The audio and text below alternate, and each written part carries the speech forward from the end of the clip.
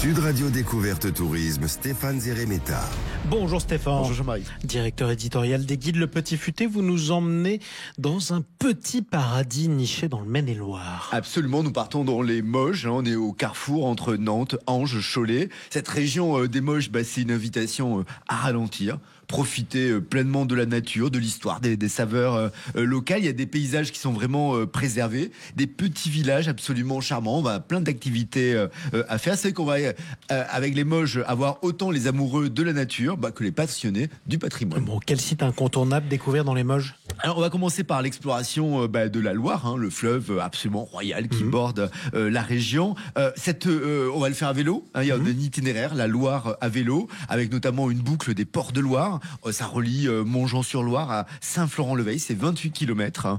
À Montjean-sur-Loire, on va plonger dans l'histoire locale. Il y a le parc Cap-Loire, d'anciens fours à chaux, parce qu'il y avait tout un passé industriel sur la commune. Et à Saint-Florent-le-Veil, qui est labellisé petite cité de caractère, et bien là, on va voir son abbaye mauriste, l'église abbatiale du Mont Glonne, la maison Julien Gracq, qui est une résidence d'artistes. Et puis, il y a aussi un autre circuit qui est assez sympathique sur les traces des écrivains. Alors là, on va aller à Liré, qui est le village natal de Joachim du Bellay.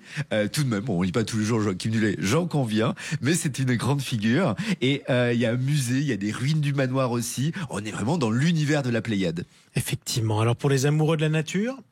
Les Moges, c'est vraiment plein de paysages très variés. C'est une ambiance très slow tourisme. On va doucement, tranquillement. Depuis Champtoceau, on va contempler la Loire depuis le panorama de Champalu. Et on va aller dans des villages de pêcheurs. Il y a notamment la Patache.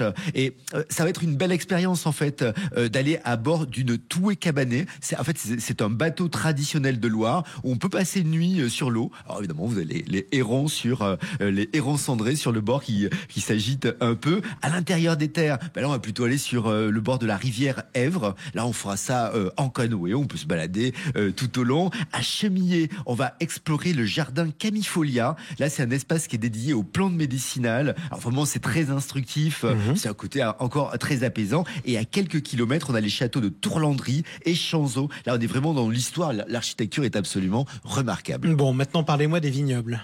Alors c'est vrai que il y a tout un patrimoine viticole. Il y a une route des vins, panorama de Loire. Il y a aussi une autre route qui s'appelle Loire sauvage, corniche angevine. Là c'est vraiment ce sont des appellations très renommées, la Malvoisie, Coteaux du Layon, Crémant de Loire bien sûr. Et alors, on va pouvoir visiter bien sûr des domaines, déguster des vins. On va se laisser vraiment séduire par ce côté de paysage de vigne. Et c'est vraiment ça s'étend à perte de vue. Oui, en plus on a des activités à pratiquer, non ? C'est qu'on va pouvoir, c'est vraiment une destination parfaite pour la randonnée. Il y a près de 40 sentiers interactifs. Alors, il y a toute une application qui a été mise en place par l'Office du tourisme. Bon, si vous êtes plutôt cycliste, il y a des itinéraires de la Loire à vélo. Tandis qu'on a aussi des parcours pour les cavaliers, et notamment la route d'Arctagnan. Ça, c'est un parcours équestre européen. Il passe par la région. Et sur la région, c'est 120 km tout de même de territoire. Il y a aussi des croisières commentées sur la Loire.